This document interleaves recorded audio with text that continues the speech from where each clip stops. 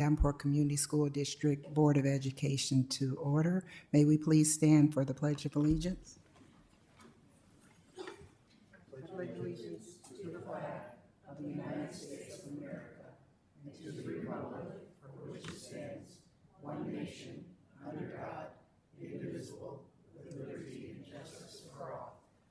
I turned it on. Thank you so much for that. And we will move to our mission and vision statement. I'd like to incorporate our student members in this, as Jackson would read the mission statement and Landon will do the vision statement. Thank you. The Davenport Community School District is dedicated to growing excellence in academics, arts, and athletics for every child by ensuring the highest quality education in an environment shaped by our diverse community, preparing our students to be lifelong learners and productive citizens.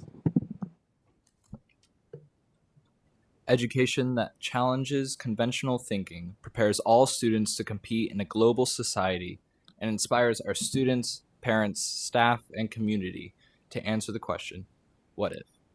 Thank you so much to the both of you. We'll turn it over to Dr. Barney for a recognition presentation.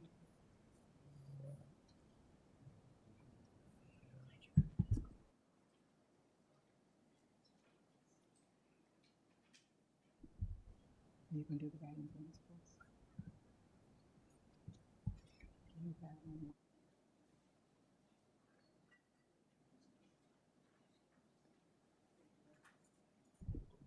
Director Beck, can you please do the goals and principles? The guiding principles. Opportunity. We provide abundant opportunities to empower students to reach their full potential academically, creatively, and socially. Collaboration. We foster an environment that allows students, families, and community stakeholders to come together for the betterment of our students' education and future. Transparency. We share relevant and important information with our students, families, and the community to maintain open and productive communication. The goals that tie in. Number 4, demonstrable progress in disproportionality. And number 6, bullying and harassment. The expectation is that PBIS will become a priority for each district building. Thank you very much.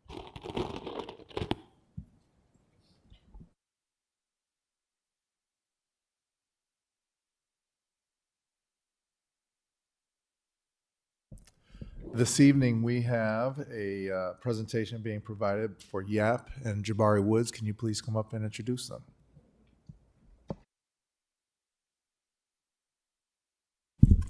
Good evening, our illustrious board. Dr. Barney, I'm so excited to talk about YAP, Youth Advocacy Program. Director Cole, Mike Cole, a former employee of the Davenport Schools and also law enforcement, has graciously become our director and leader of the Youth Advocacy Program, which primarily focuses on students adjudicated in an effort to wrap around services to them and put them in a position where they can be successful. As we all know, our superintendent and our board is moving in a direction where we want to make a difference in students' lives, and we know the educational format is not only the place we can do that, we can also reach them in the community. So these are branches to our district. We're expecting big things from the Youth Advocacy Program as they really begin to build relationships with families and students and provide opportunities and alternatives to crime. Without further ado, I want to introduce Director Mike Cole, who's going to give you an overview on YAP and all the wonderful things going on.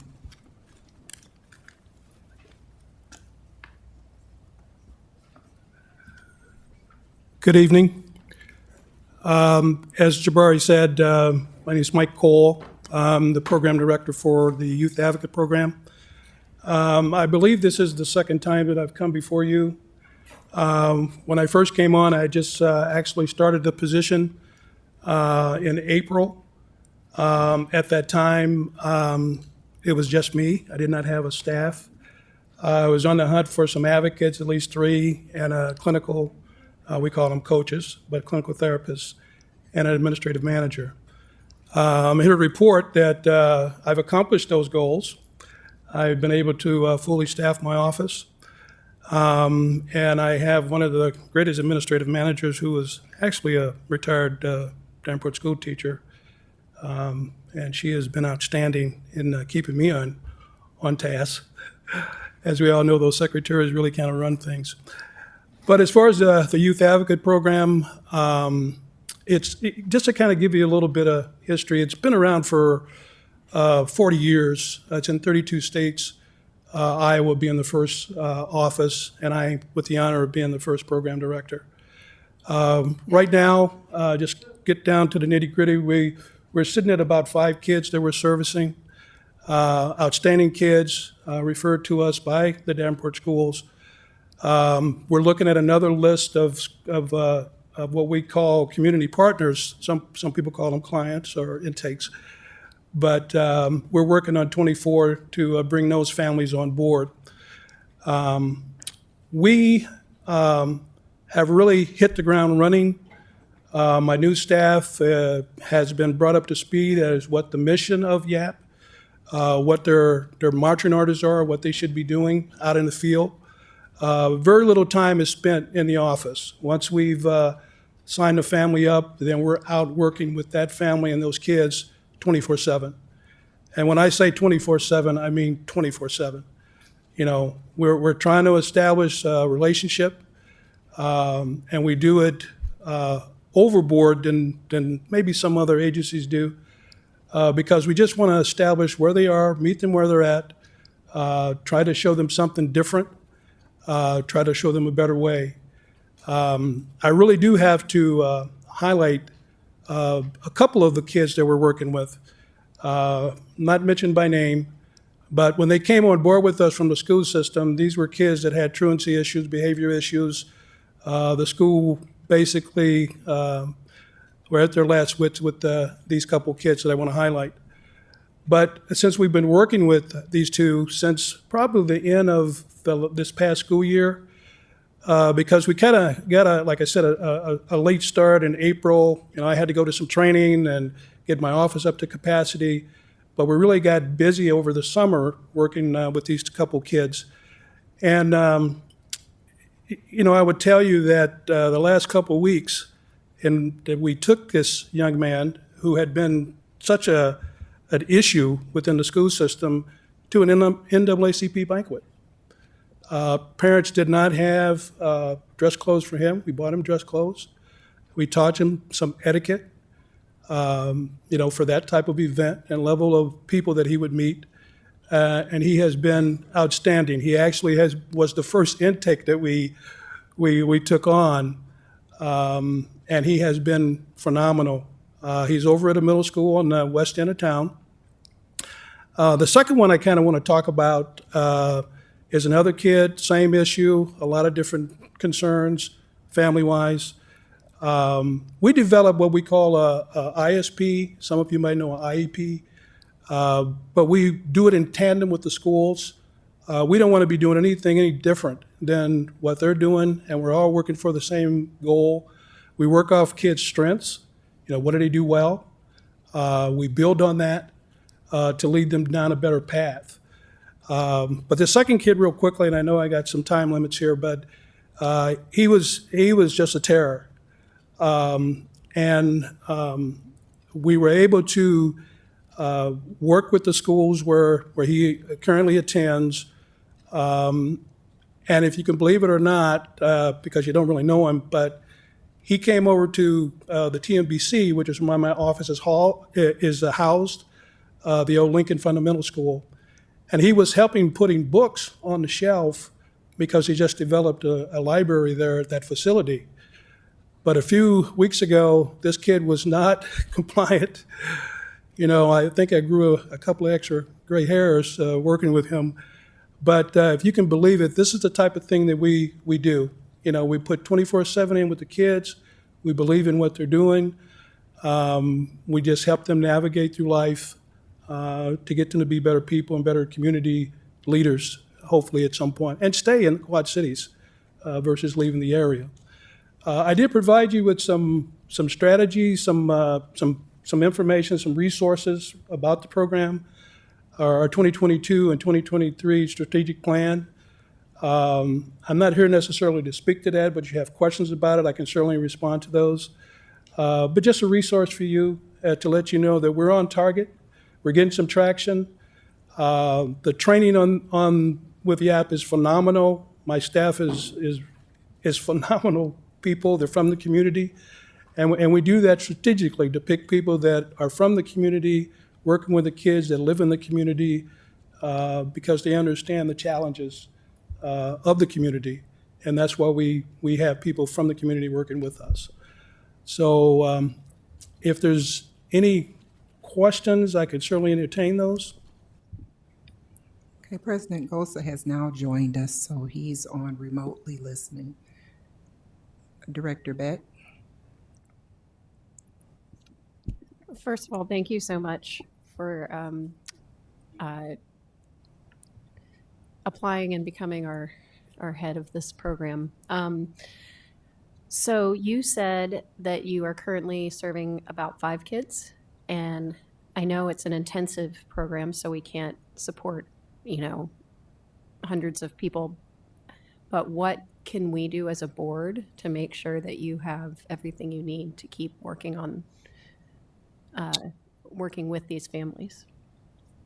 Well, I think that the obvious is just your moral support.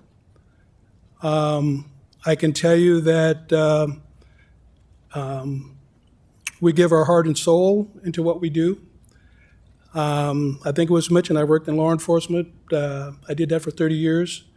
I worked over Keystone when it was open to close. My last job was at Central, working for Mr. John Flynn over there sitting. So I can tell you that the need is out there. The need of families to understand that we got their back, we got their kids back. So your support in what we're doing is so much needed. As we get families to understand that we're not there to cause blame. We come with an open mind as to what we can do. Our thing is, what do you need? And how can we do it together?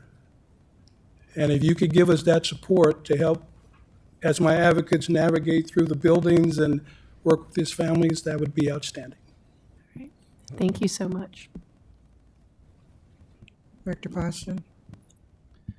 And with your current staff, what kind of capacity would you have? How many students do you think you'd be able to handle in this program currently? Well, I'll tell you up front that YAP has a no eject, no reject policy. So I believe the last I looked, our MOU with the schools, 30 customers, community partners, intakes clients, about 30, with a maximum maybe 60 by the end of the year. But because it took a minute for me to get my staff, and now we're navigating through the intakes, we may be short of the 60. We may be just right about 30, 35, 40. Because the staff will then, we'll divide those up between, I will assign to my staff those families that they need to be working with. And plus, I'm working with some families as well. So, and I'm always on the hunt for another advocate. I've been given the okay from my district office that if I need to add another person, I can do that. But we're hitting the ground running. We're, 35, 40, hopefully 60. But, the year's almost coming to a close. But we're out there doing what we can do. I hope that answered your question. It does. And just a follow-up question. So how does the referral process occur? Is it from building principals or teachers in the classroom or a combination? How does that take place? I think the principals and counselors relay the information to district office. District office then compiles a list of names and they send those to me. I make the initial contact with the family. So they come via email, or I can go over and pick up whatever the list is. But then I make that initial contact to let them know what the program consists of and what we can do for them. And then once that's done and they've signed always some confidentiality paperwork so that we can all talk. That wraparound services piece is that, I talk with mental health, I talk with juvenile court, depending on what the kid may be involved with. I've been working with CAP, the other program that's similar to us. We have some mutual clients.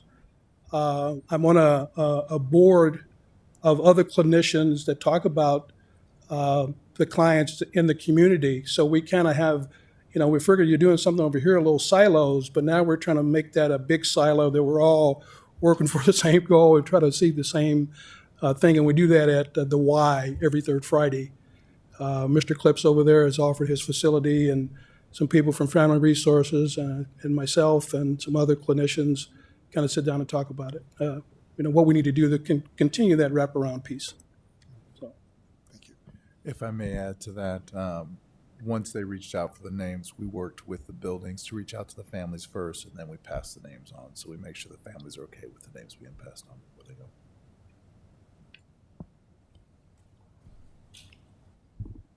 Director Gordon? You mentioned that you offer 24/7, you work 24/7 basically, but this is not a residential program, correct? That is correct. It's not. So I understand that you're working with other community organizations and trying to get these children into a better, more productive place in their lives or whatever. Can you give examples of some things that you're doing with the kids? You mentioned the one coming and stocking the shelves at the library, and the other one getting to go to the NAACP event, which is super cool. But like, what other stuff are you guys doing, I guess? One of the pieces of paperwork that we go through with the community partners and families is what they call community linkage. There's a form with a very numerous, bust numbers of organizations that are out there doing things, whether it's mental health or social services, whatever. So if I have a kid that I'm sitting down with the family and they say, well, he's got a juvenile court situation, I get with the probation officer, the PO, kind of figure out what's going on in his world, what's the charge, what's that situation. So in the meantime, we're providing him with activities to keep him occupied, that he's not out there 8, 9, 10 o'clock at night, that we're involved with him. If something comes up, he or she has my number to call me. If something kicks off over the weekend, they can call me. A couple of young men are involved in the Family and Friends of Reese Morgan. It's a basketball camp once or twice a month. Matter of fact, this weekend we're taking 4 or 5 of the kids over to that camp. So we're involving them in activities that keep them busy. We even ask, who are your friends? We invite the friends because those friends are influencing him when we're not around. So if we can bring that influence in, change their mindset, then it changes our customer service mindset, family's mindset. So we just connect them to whatever's going on in the community. There was just an African American summit that took place this past weekend. Some of our kids were involved in that as well. I'm also, just a side note, I'm also president of 100 Black Men of the Quad Cities Mentoring Program, and we're within the schools. And just so happened that some of my kids that's on my other work piece is also part of that program.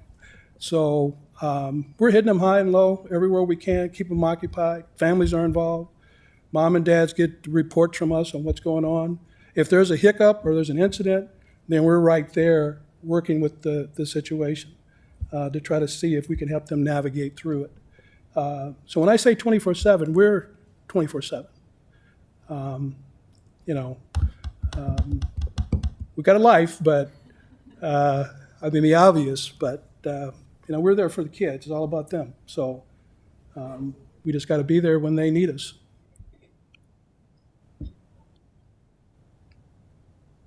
President Gosa, did you have any questions?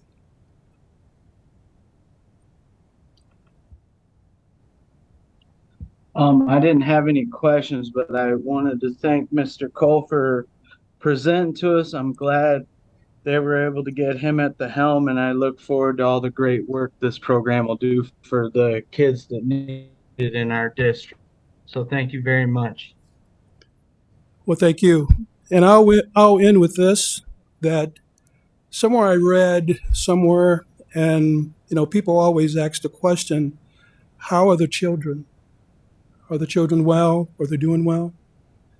I can tell you with the Youth Advocate Program, your kids are doing well. And we're putting in the work to make them better people. So thank you so much for your time. I have one question, but maybe the two of you, between Mr. Barney and yourself, you can answer it. Director Beck wanted to know the process on how this took place for the referrals. Have we had any families that have declined the services and chose not to participate?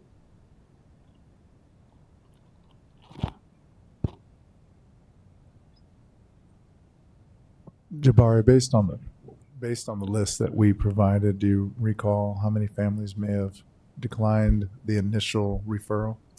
To date, nobody's declined it, but it's a complicated process. So some folks have to get back to us to give them permission to do it. Okay. No one has turned it down. The list he's talking about, because he got a fresh list, when they're done with those kids, they're not done with those kids. So I want to make sure we stress that.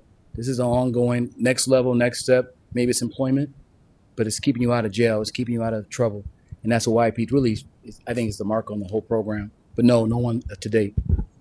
Thank you. Well, and I have to add to that is that a couple of the families that we're working with or hope to work with, I called the mothers on 2 different occasions the other day and said, well, my kid's in detention. He's soon to be sentenced.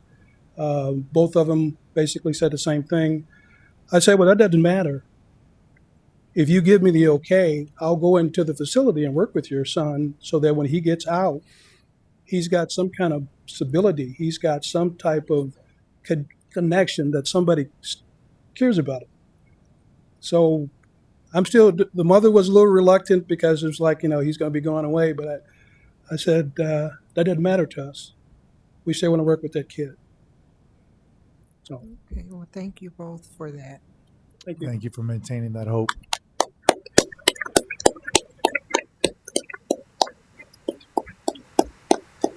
Next up, we have some information that was shared with us to make it. The board was very interested in making the navigation of the long-range facility master planning on the web a little bit easier to navigate. And so Danielle Heller helped us put together a video that will assist that. So if we can get that video brought up, we'll play it at this time.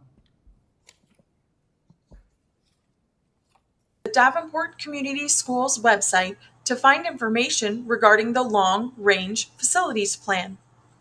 In the search bar of your web browser, type www.davenportschools.org. Once you've landed on the home page, you will see 4 headers at the top of the page, which include Long Range Facilities Master Planning Committee. Click on that header link to be directed to the Long Range Facilities Master Planning page. On this page, you will find links to meeting minutes, past presentations, and video from our community meetings.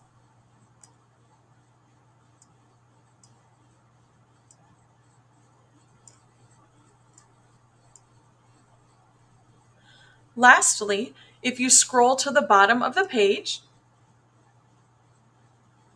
you will find a contact form. Through this form, you can submit your questions or comments related to long-range facilities planning. Your input as a parent of a student, alumni, or member of the greater Davenport community is essential to long-range facilities planning. The superintendent and school board read every comment or question shared through the contact form. Thank you for watching, and please let us know if you have any further questions.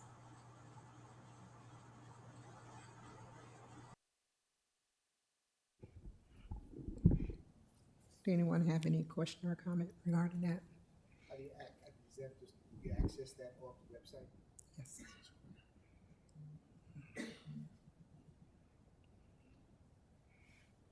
Okay, now we'll go to student board reports.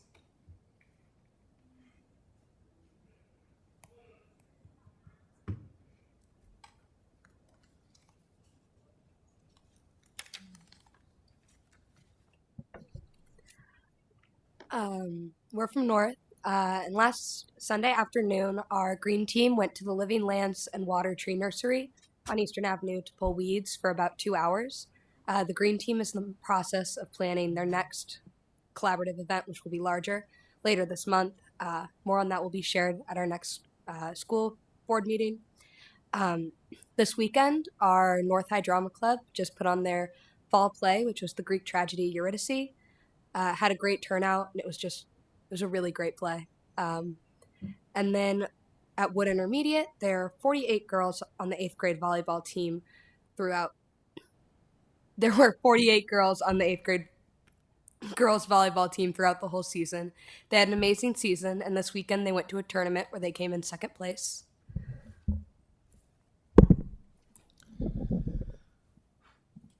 It's that time of year when North's Student Council is collecting cans and non-perishables for the Student Hunger Drive.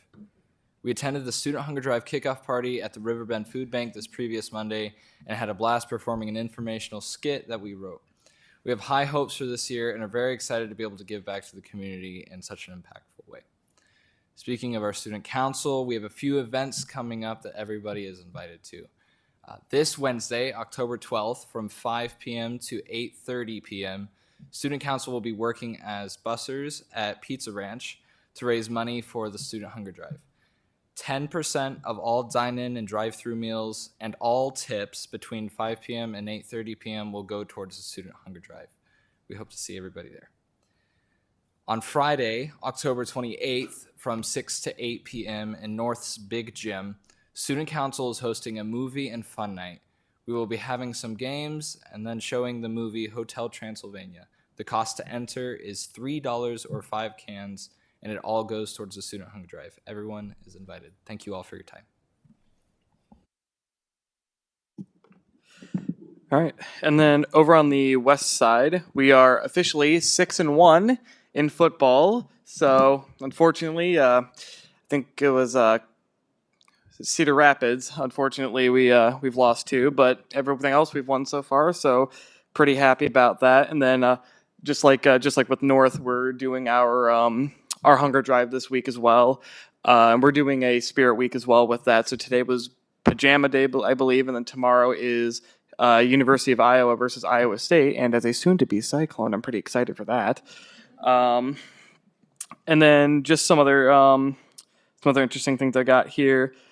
Down at Buffalo, they're going to be hosting on October 14th from 8 a.m. to 12:30 p.m. a Fire and Emergency Safety Day in recognition of Fire Safety Month, which I had just now learned was a thing. And they will be donating a new smoke detector to every student at Buffalo School, along with some other goodies. And each classroom will be getting a presentation touring the emergency vehicles. And then over at, let's see. Sorry, I do not have this as organized as I probably should.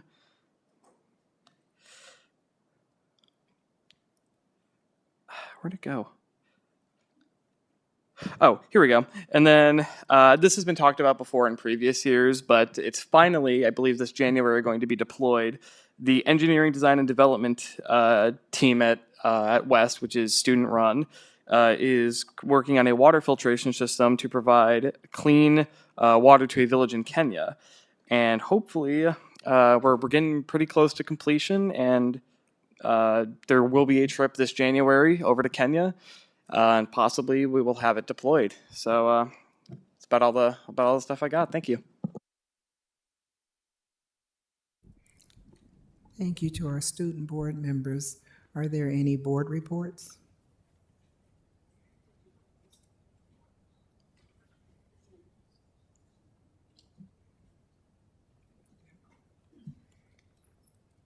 Director Posh?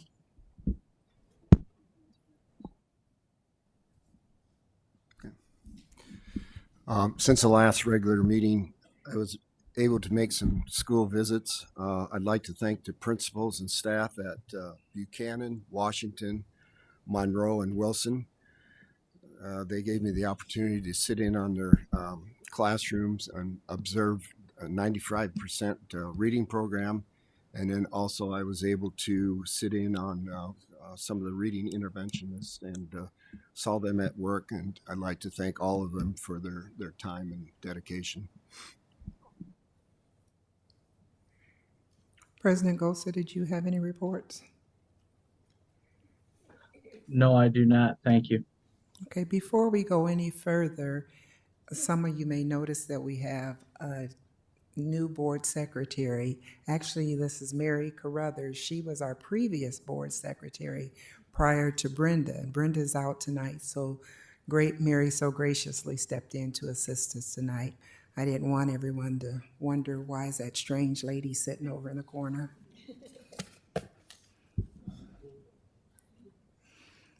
Okay, tonight we have 13 board reports. I'll say the first name and try at the second name, but please forgive me. I don't want to slaughter the names too bad. Open forum is a time for members of the community to give input at a board meeting regarding school district issues or concerns. Individuals who want to speak, please fill out the open forum request and give it to the board secretary prior to open forum. The form is available in hard copy for in-person attendees or at the school board page on the district's web page for those who want to participate virtually. Virtual participants must email their request to Brenda T. at tbren@davenportschools.org by 3 o'clock on the day of the board meeting. The board will not act on any issues presented during open forum if it is not published as an agenda item. Iowa open meeting law prohibits action on any issues that are not on the agenda. The president may set the amount of time allowed for individuals to speak. The board asks that no charges or complaints be made against individual employees of the district or community. Remarks that reflect negatively on the character or motive of any person will be called out of order. You'll be asked to state your name, your home address prior to making your remarks. To participate virtually, you call 312-626-6799 and enter the meeting ID number 927-1979-2891 with the passcode of 751710. I have 13, and I will allow 2 minutes for each one. Director Potts will be the timekeeper. Once he tells you that your time is up, we ask that you finish that particular thought and we'll go forward. First, we have Austin Burt and Kylie Flatt.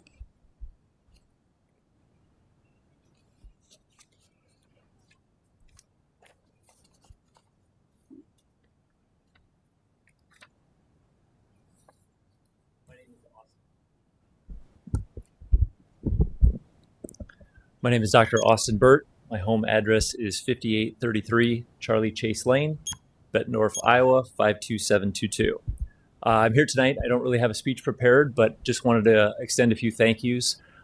First off the bat, I want to thank the members of the board for allowing us to be here and attend these meetings. I know this has made a lot of your meetings much longer, and we appreciate you listening to our concerns. I had a nice conversation after the last meeting with Director Klein-Jerome and also President Gosa.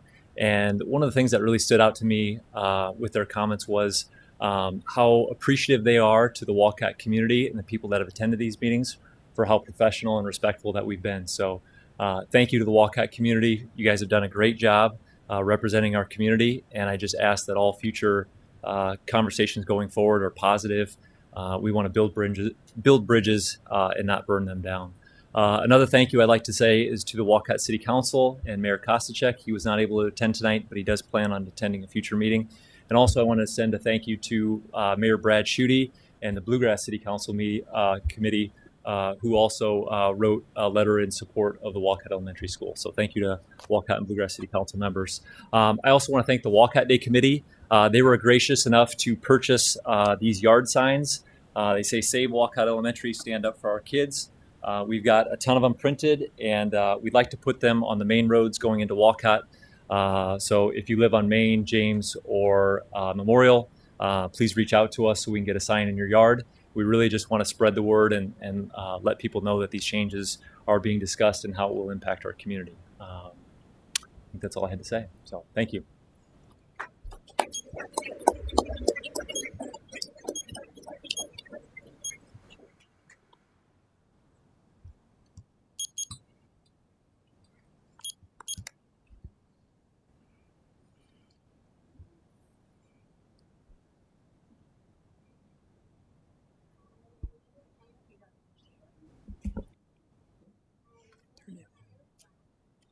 I live at 2735 Pioneer Court, Davenport, Iowa. I am a second grader at Walcott School. I don't want you to close Walcott Elementary because I like walking to school with my brother from our babysitters. Closing it would cause us to go to different schools. I don't want to ride the bus next year. I have lost friends to Durant School because of decisions you have made before. Please don't make me lose more friends. I also have a younger brother that is so excited to go to big kid school with his big brother and sister next year. Please don't take this dream from him. I love my teachers and friends at Walcott School. Please leave it the way it is. Thank you.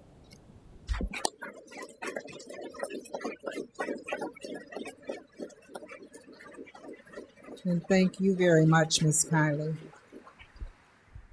We have Tegan Bruns and Amy Hamby.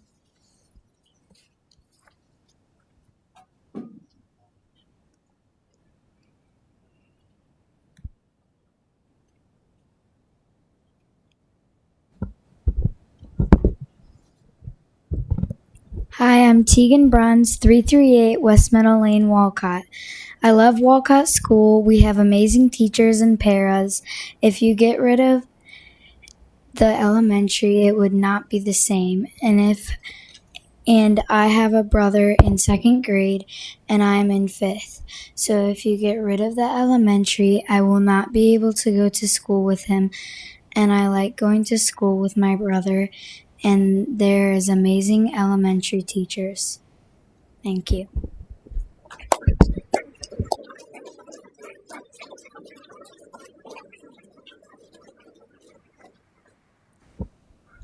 Amy Hamby, Stockton, Iowa.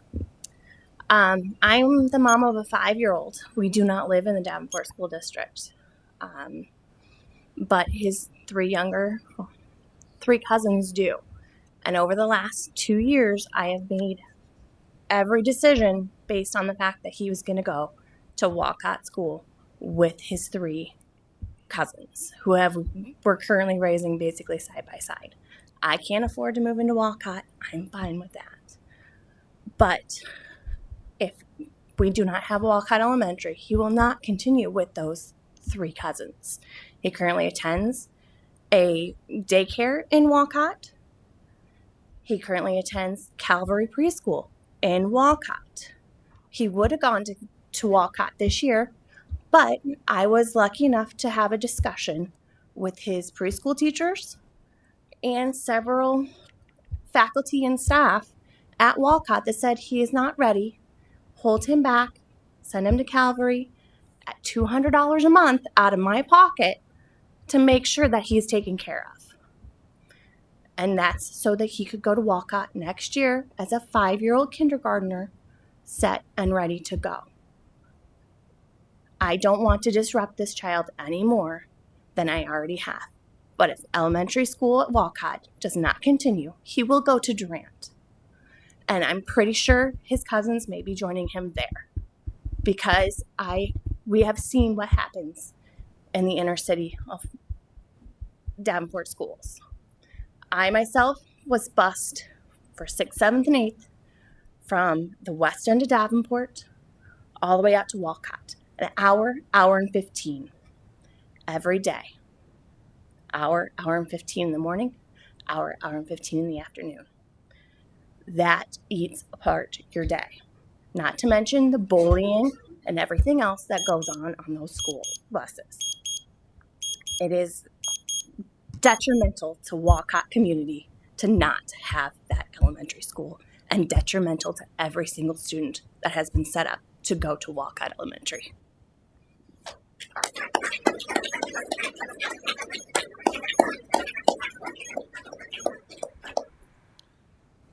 Sarah Schwartz and Annabella Teasdale.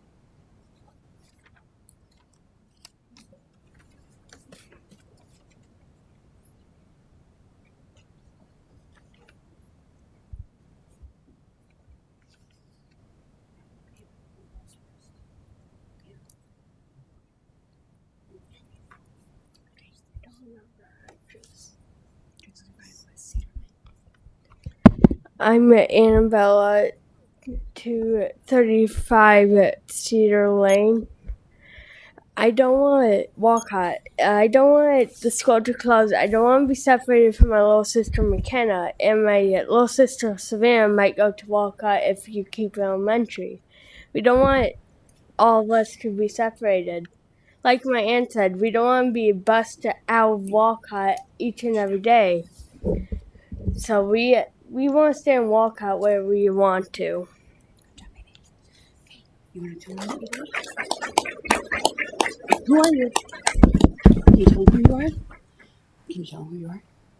Can you tell them what you like about school? Can you tell them what you like about school? Here. What do you like about school? Your teachers? No? Are you going to be shy? Okay. You don't want the teachers to go. Okay. We can do that. Can you go sit with Aunt Amy? We can sit with Mammy. Okay. Sarah Schwartz, 235 West Cedar Lane Drive in Walcott. Currently, I'm a mom of 3 little girls. Lord help me. I have 2 of them that are non-neurotypical. So we have the IEPs.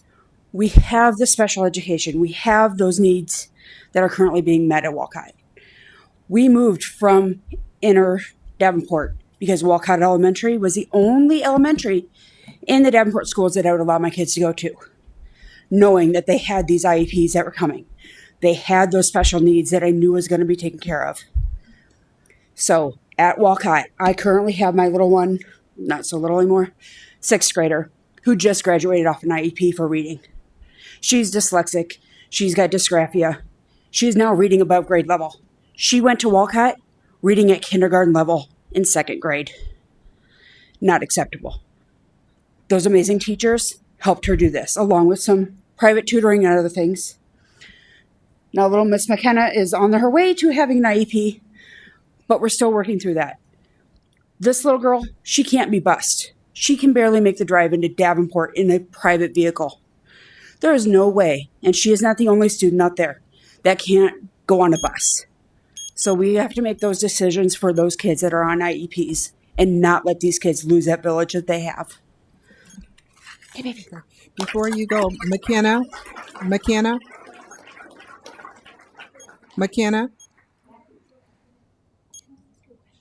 you're not wanting to say anything?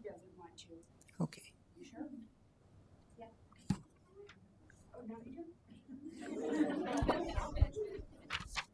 If you filled out the sheet, I want you to be sure and say what you had What on do you your wanna mind, say? honey. You can do it. It's okay. Big girl. Just say what you have to say. It's okay.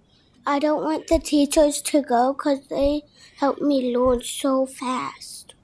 Thank you so much.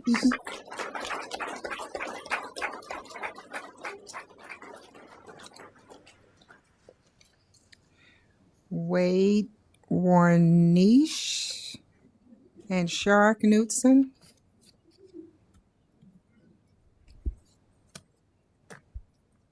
I'm Wade Warnke.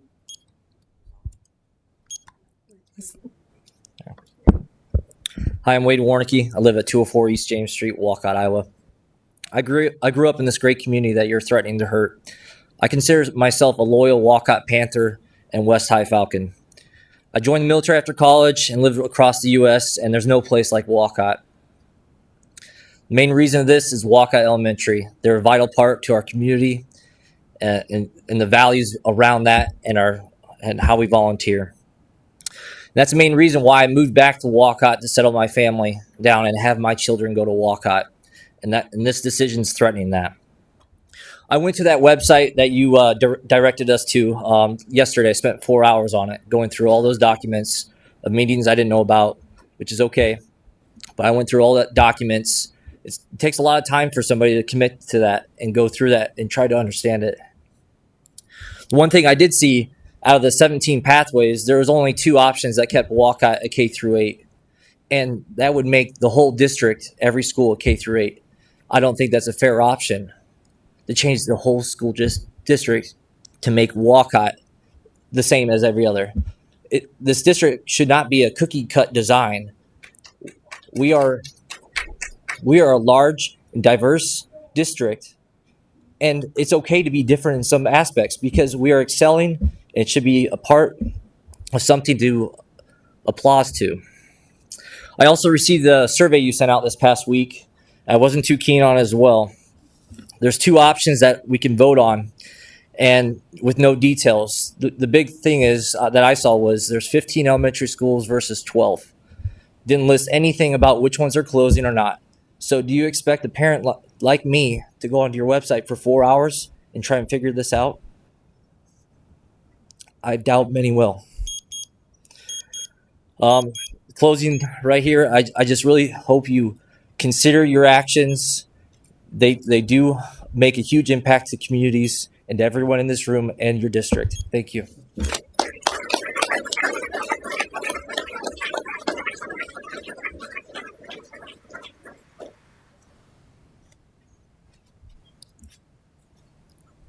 I'm Shar Knutson, 308 North Main Street, Walcott. Tonight I want to focus on the financial advantages of keeping our preschool, Calvary and Walcott, open to serve the statewide voluntary preschool students. In the survey we just received, this statement in both Pathway 1 and 2 is very worrisome to me. Expand the remaining elementary building where needed to provide space for preschool and serve students from schools that are closed. There are currently 14 centers that partner with the district and already provide these services. 8 are located or affiliated with neighborhood churches. I spoke with Sarah, the director at Noah's Ark in Bluegrass. They currently have 29 children, and we have 13 who qualify for the 4-year-old program. Both of our churches provide free classroom space. In addition, Calvary does not charge for rent, a per-student stipend, nothing for utilities, paper products, or printing. Neither of our sites provide busing services. Parents do the transporting. As you may know, the partner money we receive has strict guidelines on how it can be spent, basically for wages and supplies. None of it can be used to provide for our 3- and 5-year-old students. Currently, 2/3 of our operating needs must be raised through tuition and fundraising. Over the past 15 years, we have averaged between $5,000 and $10,000 a year to supplement our budget that the state does not cover. How do we afford that? Very simply, the Walcott community pulls together and values education for their children. That's these people to my left. This group represents over 20 organizations within Walcott, and they generously give to keep our program open. The Davenport District owes them a huge thank you for putting value on our little people and our future leaders. Thank you.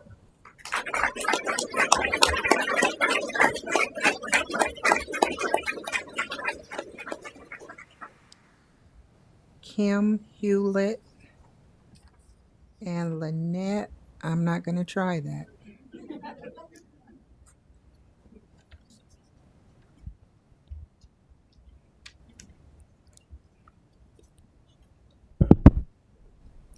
Hello, my name is Kim Hewlett. I live at 245 North Main Street in Walcott. First off, thank you all for your time and service to our district. I do not envy your jobs. I have 4 children, and 3 are in the Davenport School District. 1 is at Sudlow Junior High's Creative Arts Academy, and the other 2 are at Walcott Elementary in 4th and 1st grade. Our family is very grateful for the chance to open enroll at Sudlow, and also grateful for all of the friends that our kids have made throughout the entire Davenport district that come to Walcott as well. I want to tell you a little backstory here. During the summer of 2020, my husband and children and I were living right outside of Philadelphia, Pennsylvania. We came out to visit some of my husband's family in Walcott, and all of a sudden began exploring the idea of moving there. And after spending a week in Walcott, imagining what life could look like and rubbing shoulders with community members, we made plans to purchase what is now our home. We had no jobs waiting for us. We knew 5 people in the area. We left behind a business that I had started out east, all of our friends, all of my family, and moved 930 miles away to a specific home in a very specific community. We laughed when we first arrived at how many times we introduced ourselves to new neighbors only to be told we were already known before we got here. This is an example of a community that welcomes and waits for empty houses to be filled and shares in the joy of new neighbors and friends. Knowing that my children could ride their bikes to school safely and together was not a bonus, it was a draw. Being in a community where many of the teachers live and serve right alongside their students is not a coincidence. It's a testament to how wonderful the neighborhood and school are. Having a school that promotes interaction between middle and elementary school students, like reading buddies for 7th graders and kindergartners, or kickball matches between 1st graders and 5th graders, is not just extra fun. It's learning at its best. Research shows that pairing older students with younger students promotes developing social skills, improves academic performances in younger students, and fosters mentoring relationships. I fear that removing the Walcott Elementary from its sister middle school in the same building, we lose that value of relationship building through the ages and the long-term trust between students to teachers or former teachers and students to students. Lastly, the Walcott K-8 school might look different from the other schools, but different doesn't mean problematic. It should be celebrated and modeled instead. It's different because it is different. A small town on the outskirts of Davenport should rightfully have a school that matches the makeup of the town itself.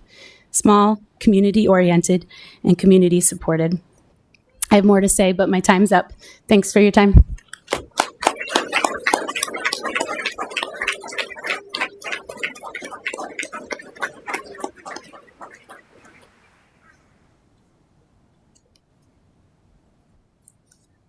Good evening. I am Lynette Tarchinsky. I live at 431 West Parkview Drive in Walcott, Iowa. Tonight, I just had a couple of things that I wanted to talk through based on some of our previous time together. Last time we were here, President Gosa said we were represented by one rep from every school and one parent from every school, and made it sound like we should really seek these people out to feel like we understand where they were coming from. So we did. And their feedback to us was that at no point did anybody ever recommend closing Walcott Elementary School or changing any school from a K through 8 to an elementary. They also shared with us that they were assured nothing would happen to Walcott Elementary School. So we have reached out to those people, and they have shared their feedback with us that they experienced throughout the planning exercise.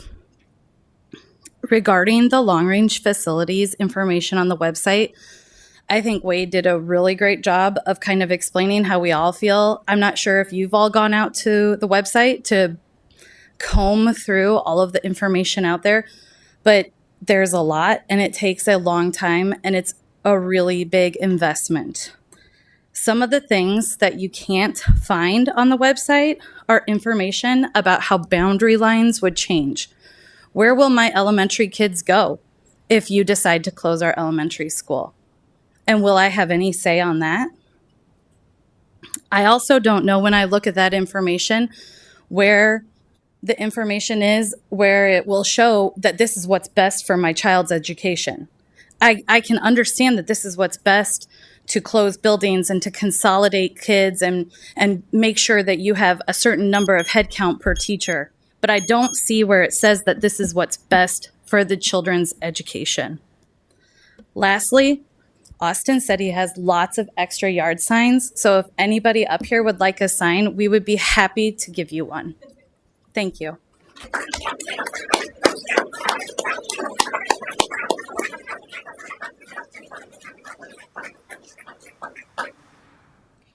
Kayla Allers and Catherine Dittmer.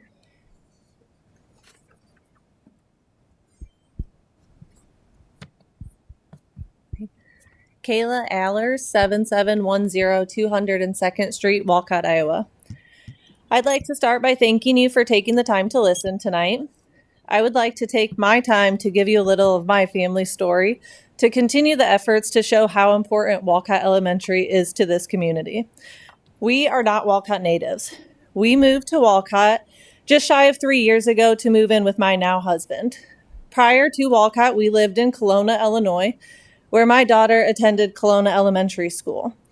When making the decision whether my now husband would move to Kelowna with us or we would move to Walcott, we considered several of our life factors, including work, where family lives, the communities, and education, among others. When it came to most of these factors, we thought the differences and distances to be negligible between the two areas, but the main factor that swayed our decision was our daughter's education. Walcott Elementary statistics were frankly far better than where we were. When we looked at high school level, again, the areas were comparable. So we made the move to Walcott. We would find out that although we thought the small communities were comparable, the involvement of Walcott residents in their community truly seems unmatched.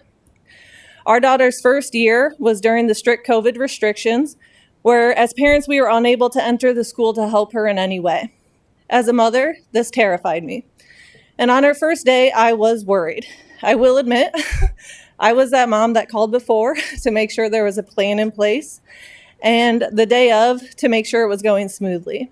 The staff at Walcott was nothing short of amazing. They showed me my daughter was safe and cared for and have showed me nothing different since.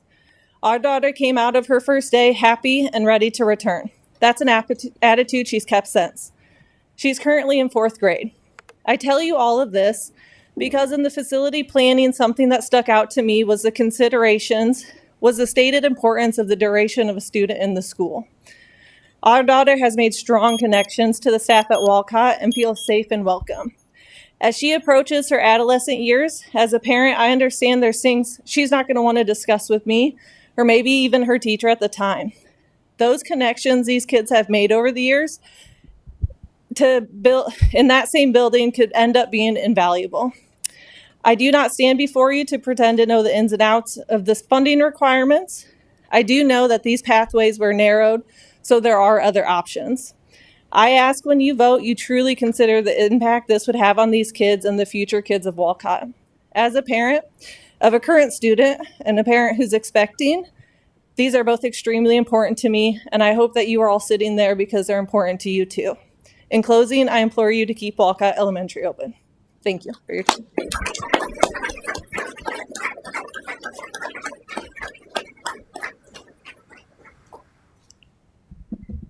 Hi, my name is Catherine Dittmer. I live at 3987 110th Street, Walcott, Iowa. My husband and I are both from small rural communities with elementary schools in them. And we wanted that for our 3 beautiful girls. So we hand-selected Walcott, Iowa to be the town that we raised our children in. So it was very devastating to hear that there was the consideration of the closure of elementary school on the table. So I did what I do best, which is research. And so I am going to be citing quite a bit of community impact from the Cornell University professor and sociologist, Dr. Thomas Lyson. He says that one thing is clear from academic research on rural schools: closings and consolidations can drastically change the flavor of civic life inside rural communities. Some high-level statistics from that is that immediately property values drop 6% when you close elementary schools. Also, over the course of 10 years, the municipalities' water function and sewer systems tend to not be as well kept anymore when you close an elementary school.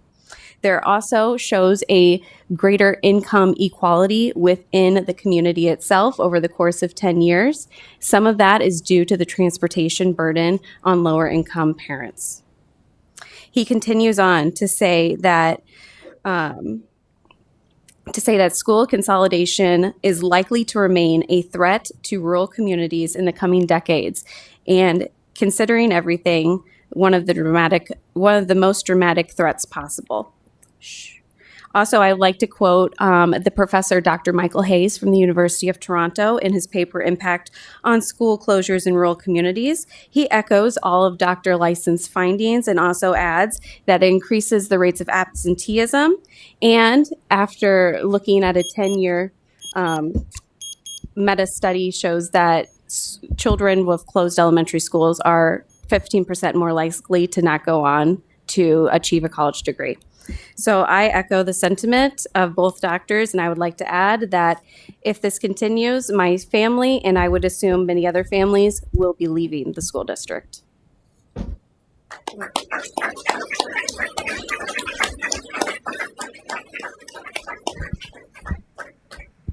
Thank you all for your participation in open forum.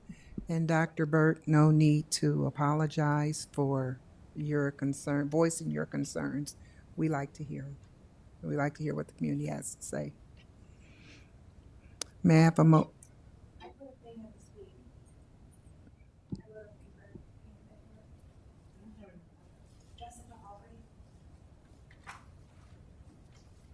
Did you hand it to me? Whoever was at that desk, yeah, just someone in the back told me to hand it. I put everything up there. Karen, did you grab it? I can fill out another one if you like, but I would like to do this. There was one on my desk and I put it up there, so.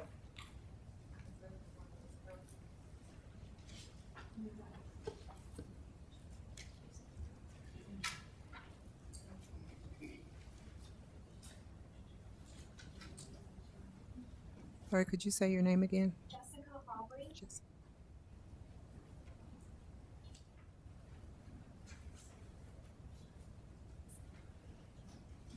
Do you need something to write? Yes, please, yeah. I'll fill out another one, no problem. So why don't you just go ahead and write your stuff down real quick. Okay.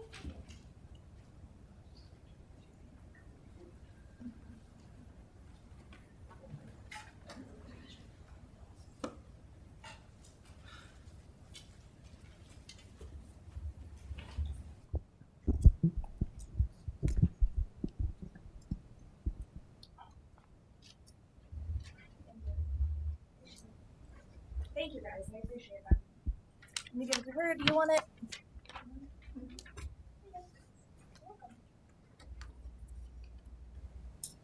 All right. My name is Jessica Aubrey. I live at 225 North Downey Street in Walcott. My husband and I have gone through and read the meeting minutes and information of the pathways about how our elementary school is going to be closed. And as you've heard, it's a lot to go through. A lot. The common thought now is that the pathways were designed as a one-fits-all approach. And it would appear that Brea architects didn't take the time to consider the impact of losing our elementary to our community.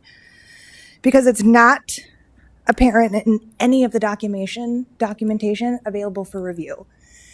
And what I can tell you is that my husband, Joe Aubrey, is extremely diligent in his research. My family, our community, are still confused as to how the district as a whole will benefit for closing Walcott Elementary. There's a lot of misinformation that President Goza had said, but there's not a lot of correction of that misinformation. If there's something that's being said that's wrong, no one's had addressed that at all. Thank you.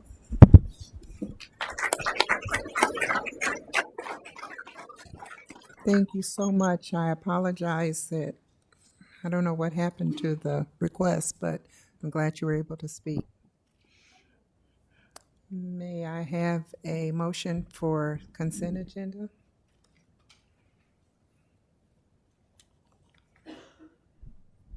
Madam President, Director Potts. I move the board approve the consent agenda as printed. May I have a second? Second.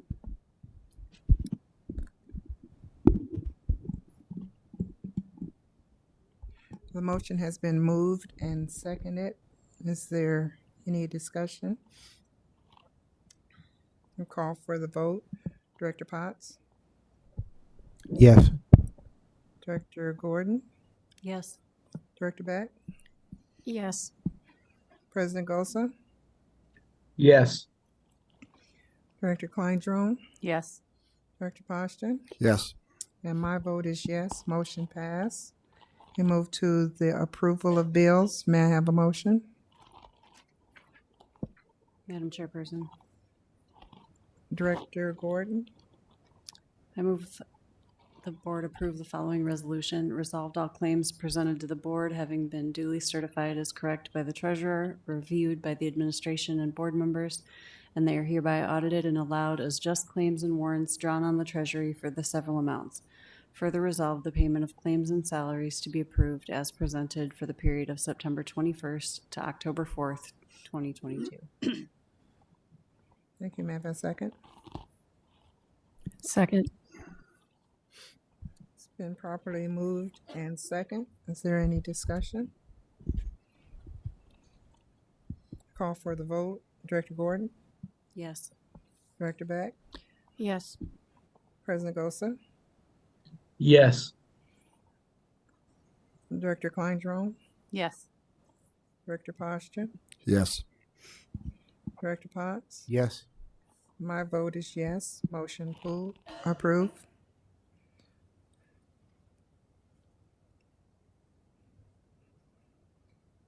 Superintendent's report. Dr. Barney. I think the only pieces that we had out there, first would like to acknowledge that all three bands were selected to participate in the Veterans Day Parade. And then the second one, President Gosa, did you want to mention the recommendation from the DE?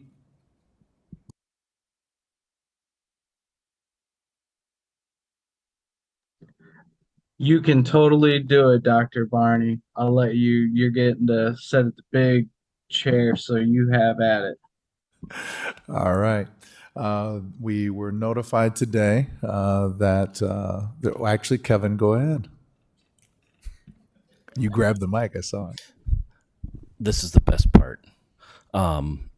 Sunday, we got an email from Cassandra Klein at the Department of Ed, and she and Director Lebo has released us from our financial control from the DE officially.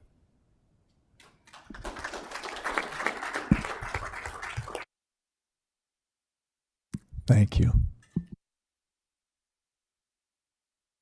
No more? Okay. Okay, moving to committee reports. Finance Committee. We'll be having our monthly meeting next Thursday.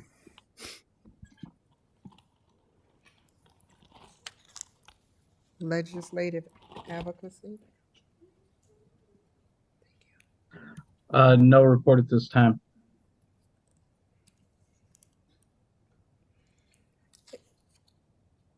ILSIAC. We will have our first meeting of the school year next Tuesday, the 18th, I believe at 5:30 in the evening. Long Range Facilities Planning. We met and Mike was working up a press release to urge the community to actively participate in the survey. And the survey has gone out. I got mine Saturday. I don't know if everybody got theirs, but it's essential that the community review that and fill it out and respond, because here again, we've said before, we are looking for feedback. This is a big undertaking. There's big implications for the school district, not just for Walcott, but there's big implications for Walcott, but for the entire school district and the course that we're going to be heading on when the board makes a decision sometime in December. So it really behooves the public to dig into this thing and participate. Give us that feedback. Policy Committee. We met this week, and we have a number of things coming up on the agenda tonight for approval and discussions. And then our district philosophy policy, we should be bringing that to the board at our next regular meeting. Thank you. And there's no additional data wall information available at this time. Moving on to items requiring action. May I have a motion of item number 11.01? Madam Vice President, Director Beck?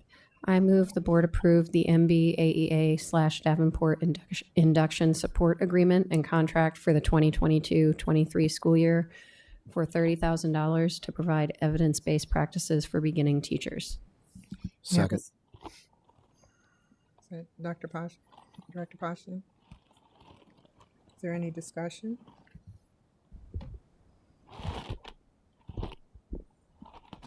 Seeing as none, I'll call for the vote. Director Beck? Yes. Director Poston? Yes. President Gosa? I'm going to abstain as I serve as the district's person on the AEA board. Director Klein-Drome? Yes. Director Potts? Yes. Director Gordon? Yes. And my vote is yes. Motion passed. May I have a motion for item number 11.02, renewal of project search partnership? Madam Vice President, Director Poston? move the board approve the project search contract with Iowa Vocational Rehabilitation Services in the amount of $190,086.18. Second.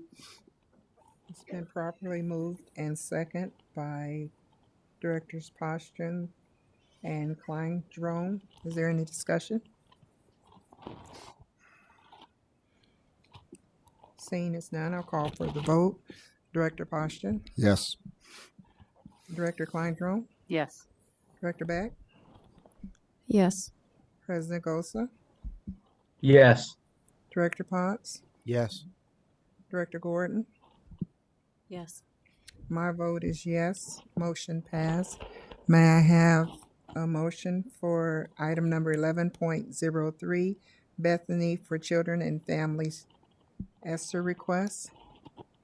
Madam Vice President, Director Beck?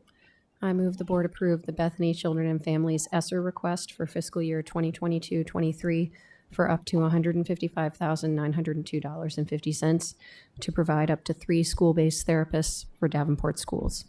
Second. It's been properly moved and second by Directors Beck and Klein-Drome. Is there any additional discussion? Call for the vote. Director Beck? Yes. Director Klein-Drome? Yes. President Gosa? Yes. Director Poston? Yes. Director Potts? Yes. Director Gordon? Yes. And my vote is yes. Motion passed. May I have a motion for item number 11.04, review annual non-discrimination statement? Madam Vice President, Director Beck? I move the board approve the annual update of the administrative regulations 102B, 102C, and 102D per school board policy 102. Second. It's been properly moved and second by Directors Beck and Klein-Drome. Is there any additional discussion on it? Can I ask a question? Yes. Director Beck? I'm assuming these are coming from Jamie W. Anything significant changed, or this is just our annual review of these? It's an annual review. There weren't any changes, even comparing it to the IASB. And then our CTE programs haven't changed this year, so it's status quo. Any additional discussion? I'll call for the vote. Director Beck? Yes. Director Klein-Drome? Yes. President Gosa? Yes. Director Poston? Yes. Director Potts, Yes. Director Gordon, Yes. and my vote is yes. Motion passed. A motion for item number 11.05, board policies for approval.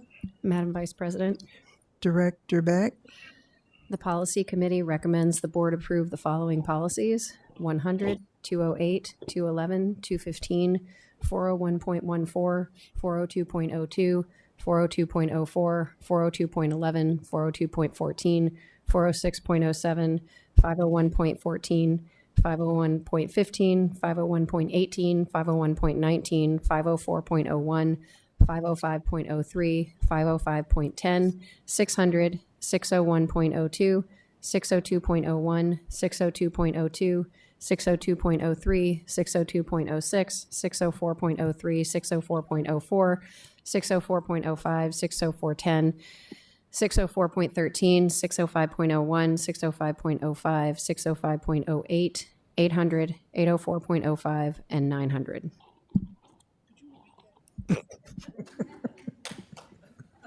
is there a second? Second. It's been properly moved and second by Directors Beck and Potts. Is there any additional discussion? Seeing as none, we'll call for the vote.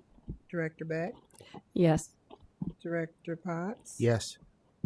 Director Gordon, Yes. President Gosa, Yes. Director Kleindrome, Yes. Director Posture, Yes. and my vote is yes. Motion passed. Okay, we'll take 5 minutes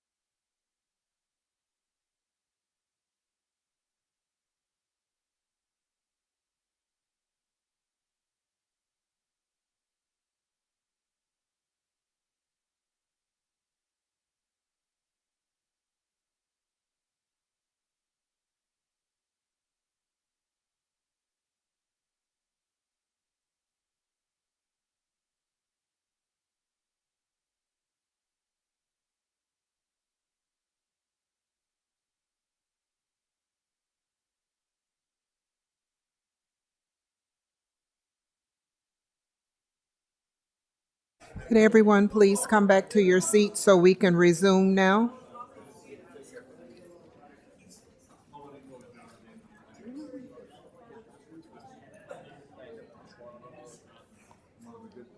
TJ has a backpack full. I have like 7 of them, so he can have that one. Because every time I need a pen, TJ's sitting next to me, so.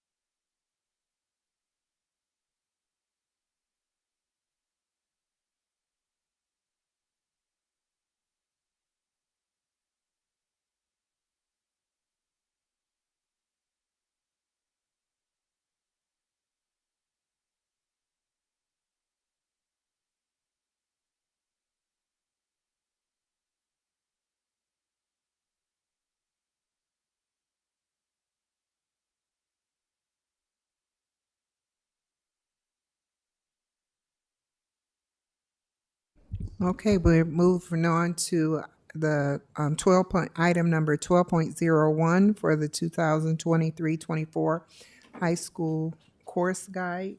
Dr. Barney will take care of that. Yeah, so on the course guide, I think it's been a little while since the course guide has been brought to the board for review.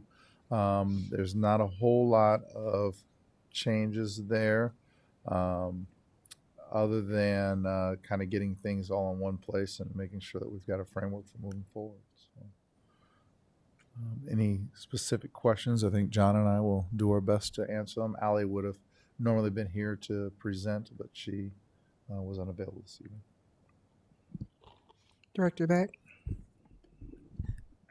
Just one real simple one, to update the mission statement in the document. Duly noted.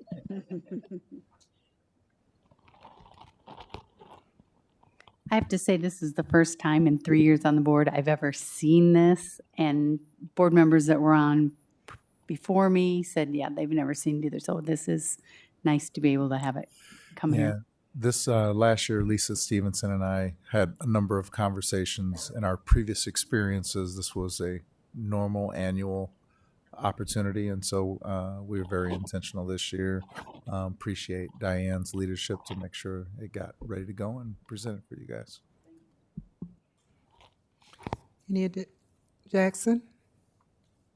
I just wanted to first off thank you guys for getting this out really early. I know a lot of students have been they get kind of stressed at the end of the year because they don't know what classes they can take, and so they're just kind of like, I guess I'll take this class if they have it.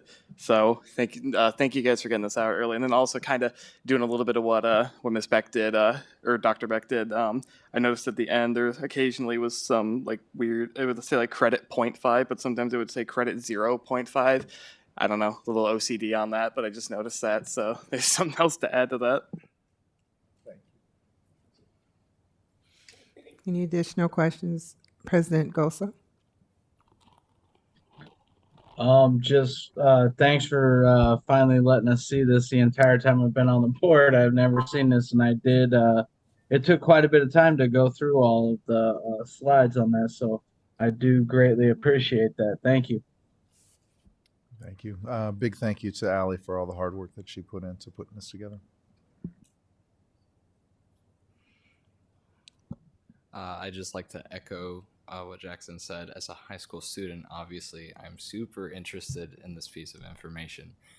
And it's very nice to see just such a breadth of knowledge offered to us high school students. I'm super, I have a wide range of interests. And so it's amazing to be able to go to a district like this where I can pursue all of those interests to my heart content. So thank you. And thank you for your feedback. It's always nice to hear what student board members have to say, especially on items that directly affect you. Thank you both for your input. Item number 12.02, the architecture of the Central High George Marshall Gym roof replacement. We would like to hire Leggett Architects to do the design of the documents for the central gym. Currently has holes in it, very stretched. Believe it or not, there's actually raccoons climbing on the roof occasionally, and because of the way it's stretched out on the roof and some folds on it, they're actually biting the roof and putting holes in the roof as well. The roof is currently 23 years old. We've repaired it a number of times. I was personally on it. It's stretched a lot. So my recommendation is to hire Leggett to put these documents together so we can put it out for bid. Any questions, Director Beck? I guess kind of the one we always have. Why this particular architect? We've used this architect for a number of roofing projects, so it seems to go well. They understand our flow. It's just who we pick. Okay.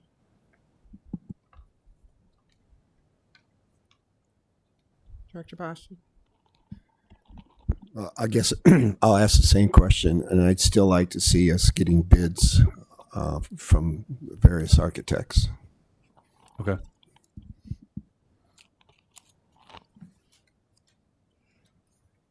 President Gosa? The only thing I got, I'm surprised this didn't get caught when that whole project got done at Central. And the only coincidental thing, I feel like anytime a roof gets replaced at any other high school, then immediately Central's needing something done too to match that. Just coincidental. But yeah, that's all I got. In this case, I would say it is a coincidence. The raccoons on the roof really emphasized the fact that we needed to replace the roof. So, yeah. I have a question. What would be the timeline then that this roof would be replaced? Next spring? It would be next summer, hopefully, as long as materials are able to come in. And how are you going to keep the raccoons out till then? We've repaired the roof where we could. We put some equipment up there to restrain the roof down a little better, so it's not flapping in the wind like it was, and hopefully that helps. But that's all I can say. They climb up different areas of the roof. Director Poston? I'd recommend some live traps. We might have some places we can get a couple of those.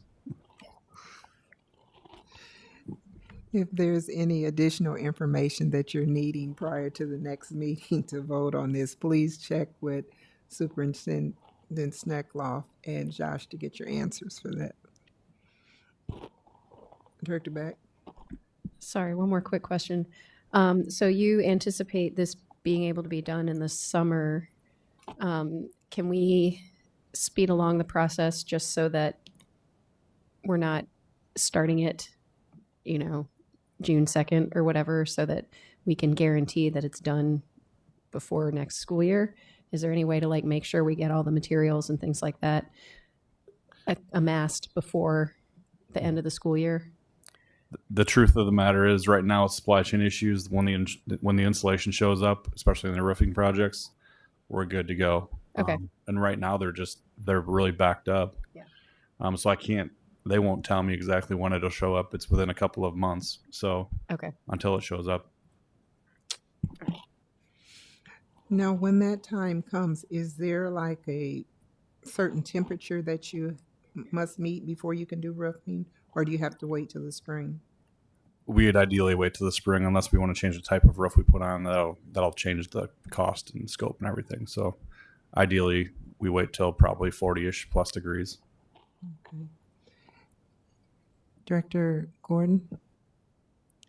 Is the current roof going to survive the winter if we get 2 feet of snow all at once or any crazy ice storms?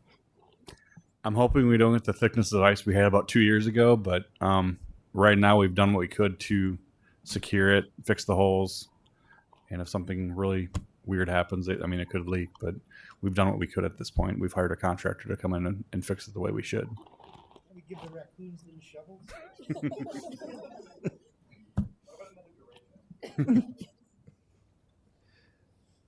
Okay, any additional questions, comments, concerns? Okay, item number 12.03, Fillmore Gym fan replacement. it's come to light that the Fillmore gym space has been kind of high in temperature and it doesn't seem adequately ventilated, things like that. So we had the air handler looked at to see if it needs to be replaced. There's a few issues with it, but it also can be replaced to improve air quality within that space and increase our energy proficiency. So at this point, we're recommending replacement of that gym air handling unit with a VFD drive, which would be paid for through ESSER funding.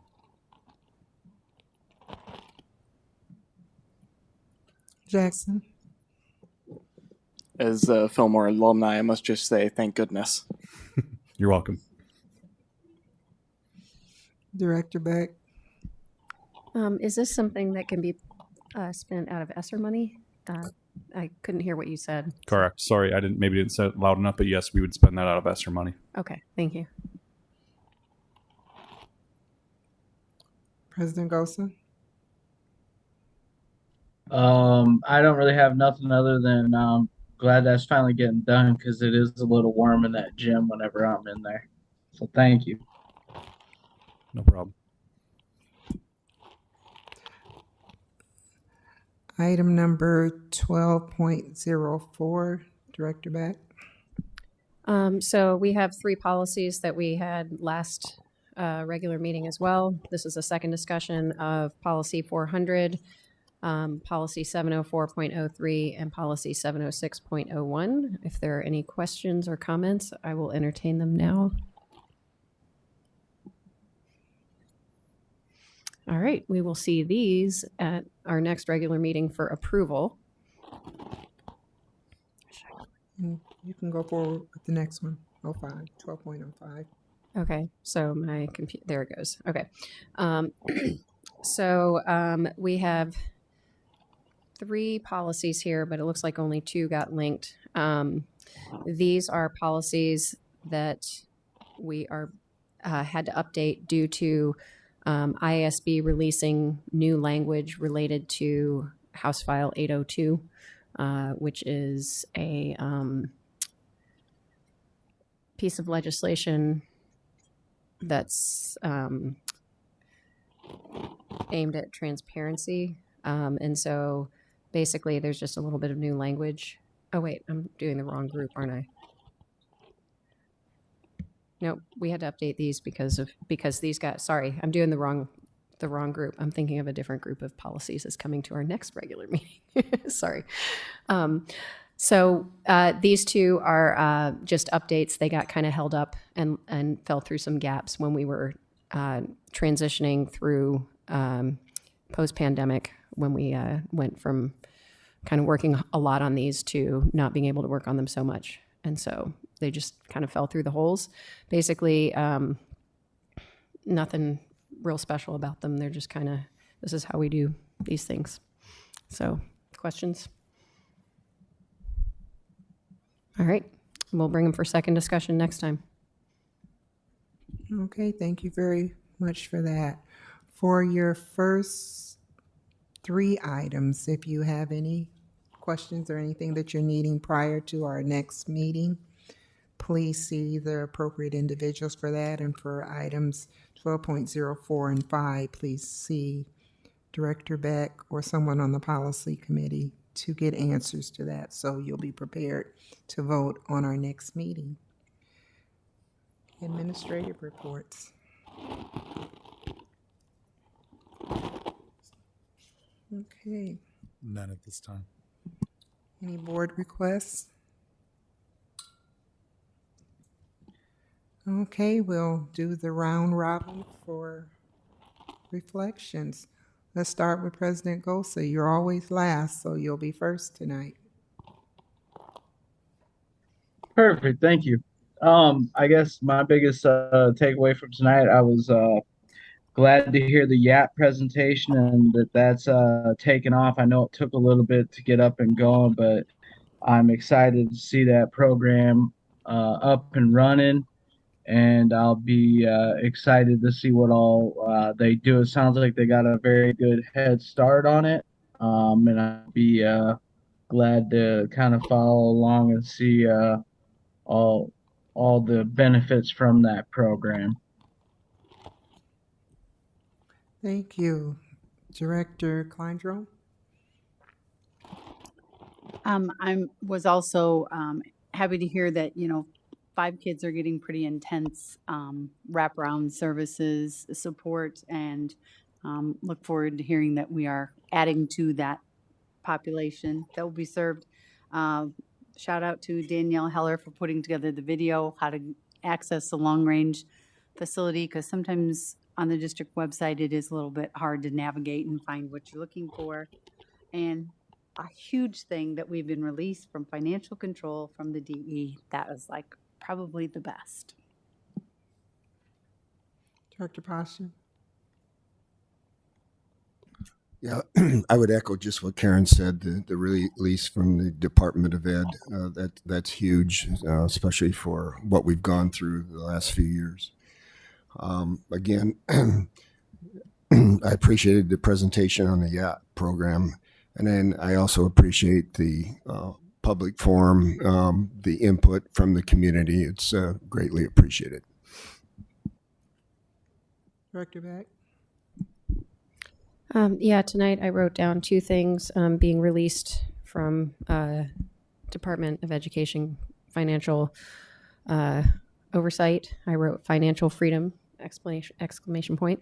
And then I would like to thank our administration for the course guide, because that is something that, I've never seen on our board, and it makes sense to me that we would see it each year.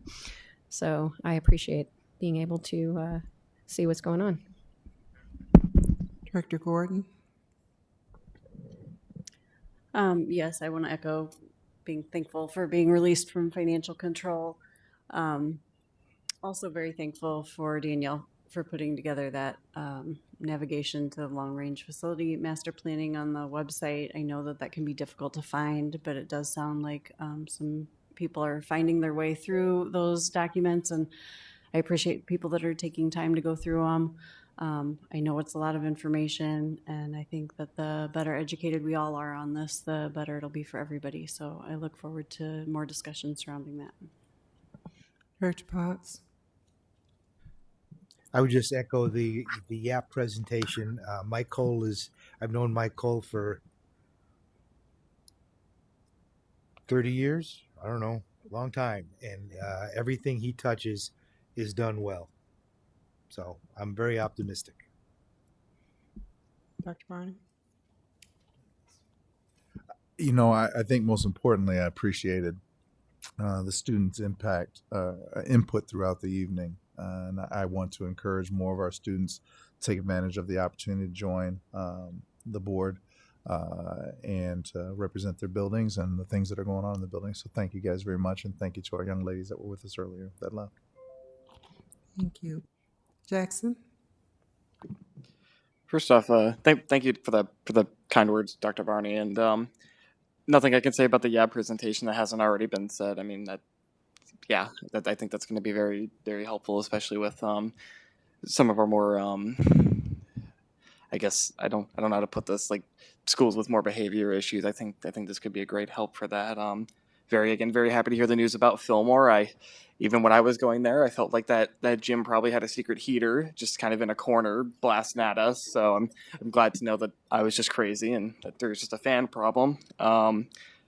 Also, just re-echoing again, thank you so much for getting this course guide out now. I mean, obviously I'm a senior. This is somewhat irrelevant to me, but I know a lot of people that are going to be a lot less stressed than I was last year for that. And then the financial stuff. I mean, obviously I'm not as well versed in this stuff as you guys are, but it is very nice to know that, if I decide to move back to Davenport in a few years after college, that I'll be going to a district that actually has, full control over itself, and that's going to be very great for everybody.